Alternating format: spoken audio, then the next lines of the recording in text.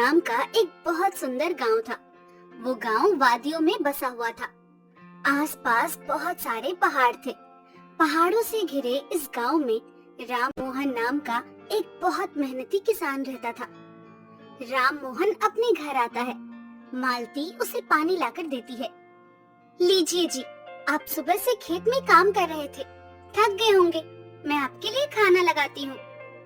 हाँ मालती, बीज तो बो दिए हैं, पर अगर पिछली बार की तरह इस बार भी पहाड़ और पेड़ों की वजह से सूर्य की किरणें हमारे खेत तक नहीं पहुँची, तो सारी मेहनत बर्बाद हो जाएगी।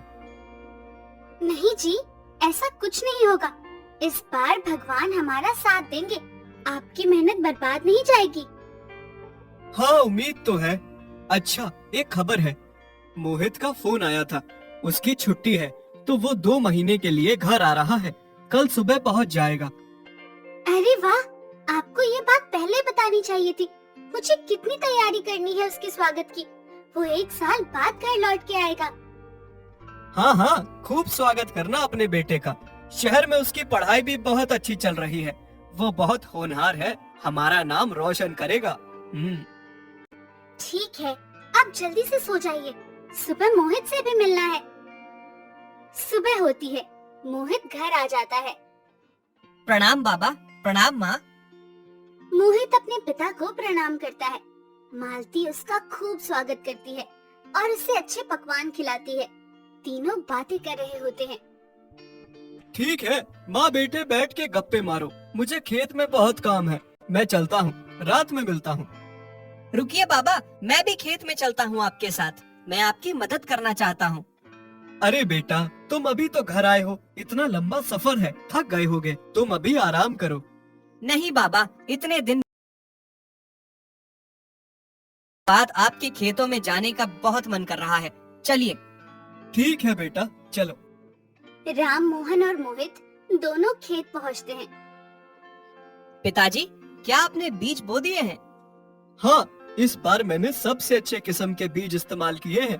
बस अब सही पानी और सही रोशनी मिले तो हमारी फसल लहलहा उठेगी। पर पिताजी, इतना सवेरा तो हो चुका है।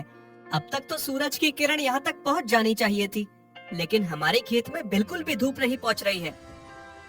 क्या बताऊं बेटा, पिछले साल भी इसी वजह से हमारी फसल की जड़ कमजोर हो गई थी। सूरज की रोशनी पहाड़ों की वजह से यहाँ तक नहीं पहुँच पाती है।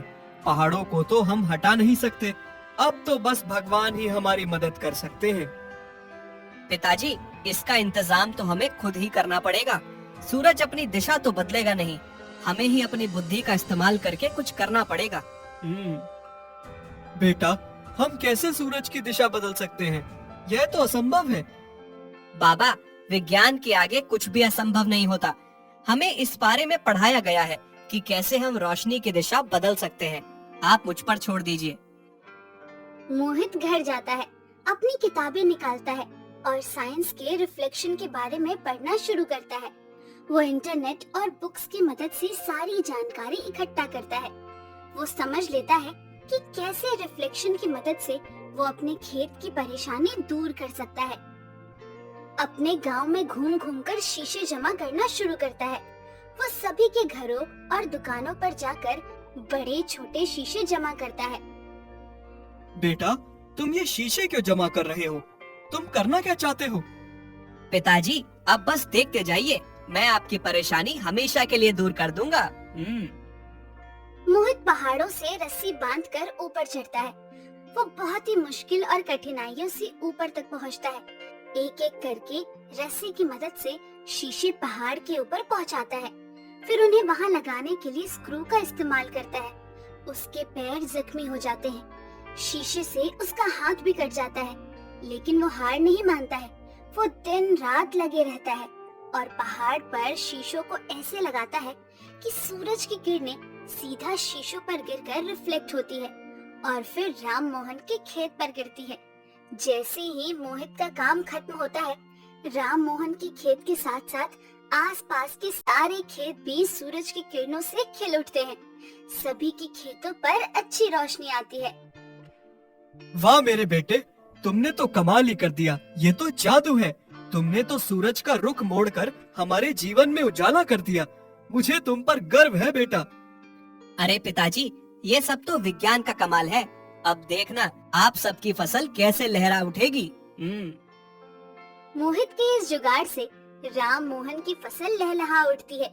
अच्छे बीज, उपयुक्त पानी और धूप मिलने से उसकी फसल बहुत ही अच्छी और स्वस्थ होती है। कटाई का मौसम आने पर राम मोहन उसे बेचकर अच्छे पैसे कमाता है। उसका परिवार बहुत खुश रहता है। गांव के अन्य किसानों को भी इससे फायदा होता है। गांव के कपटी जमींदार धनसुख को ये फूटी आंख नहीं भाता। वो एक दिन राम मोहन के खेत पहुंचता है। अरे धनसुख सेठ, आइए आइए, आप आज यहाँ कैसे? अरे सही, पूरे गांव में तुम्हारे बेटे का किए कारनामे की चर्चा है, तो मैंने सोचा मैं भी देख आऊं। हाँ सेठ, मोहित ने हमारी बहुत बड़ी समस्या हल कर दी। फसलों को अब सही धूप मिल रही है। लेकिन ये बताओ, ये फसल खाने के लायक है भी या नहीं? ये तो तुमने सूरज भगवान के साथ छेड़छाड़ कर दी। ये तो आर्टिफिशियल रोशनी है। इससे उगी हुई फसल सेहत के लिए नुकसानदायक होवे है। रुको, मैं आज ही सरपंच को बुलाता हूँ। उन्हें कहकर तुम्हारी ये शीश महल तोड़वाता हूँ। तुम लोगों की सेहत के साथ खेल रहे हो। इतना कहकर धनसुख वहाँ से चला जाता है। राम मोहन को धनसुख का स्वभाव पता था, पर वो डर जाता है। वो जाकर सारी बातें मोहित को बताता है। अरे पिताजी, आप चिंता मत करिए। आने दीजिए सरपंच जी को। धनसुख की बातों का कोई तुक नहीं है। मैं सरपंच जी को समझा दूंगा। आप चिंता मत करिए। सरपंच, धनसुख, राम मोहन और मोहित खेत पहुँचते हैं। पहाड़ पर लगे शीशों को देखकर सरपंच की आंखें चौंक जाती है। राम मोहन, धनसुख मुझे बता रहा था कि तुम आर्टिफिशियल तरीके से फसल उगाकर लोगों की सेहत के साथ खिलवाड़ कर रहे हो। मैं अपने गांव में यह सब बर्दाश्त नहीं करूंगा। मेरे गांव वालों की सेहत मेरे लिए सबसे ऊपर है। बताओ आखिर क्या चल रहा है? नहीं सरपंच जी, ऐसा कुछ नहीं है। यह जुगाड़ तो मेरे बेटे ने हमारी धूप की समस्या को दूर करने के लिए लगाई है। अरे तुम्हारा जुगाड़ गया तेल लेने। सरपंच जी, मैं तो कहता हूँ आप इसके सारे शीशे तोड़वाने का आदेश दे दो अभी। नहीं सरपंच जी, ऐसा मत करिए। मेरे बेटे मोहित ने दिन रात जान लगाकर ये सब लिया है। हमारी और हमारे दूसरे किसानों की परेशानी भी दूर हुई है और इससे कोई नुकसान नहीं है। जी हाँ सरपंच जी, ये साइंस है। रिफ्लेक्शन से जो किरणें आती हैं, वो आर्टिफिशियल नहीं होती। वो बस दिशा बदलती हैं। उन पर और कोई फर्क नहीं पड़ता। मैं अपने कॉलेज के प्रोफेसर से आपकी बात करवाता हूँ। आप हमारी नहीं, पर वो तो पढ़े लिखे हैं। उनकी बात पर तो भरोसा करेंगे। वो देश के बहुत बड़े ज्ञानी हैं। मोहित अपने प्रोफेसर से सरपंच की बात करवाता है। प्रोफेसर सरपंच को समझाते हैं कि रिफ्लेक्शन क्या होता है। सरपंच समझ जाता है कि इससे कोई नुकसान नहीं है। मैं राम मोहन और मोहित को गांव का भला करने के लिए पुरस्कार देना चाहता हूं। इनके इस काम से बहुत सारे लोगों का भला हुआ है। हम सभी को इन पर गर्व है। इसके बाद गांव में सब खुशहाल रहते हैं।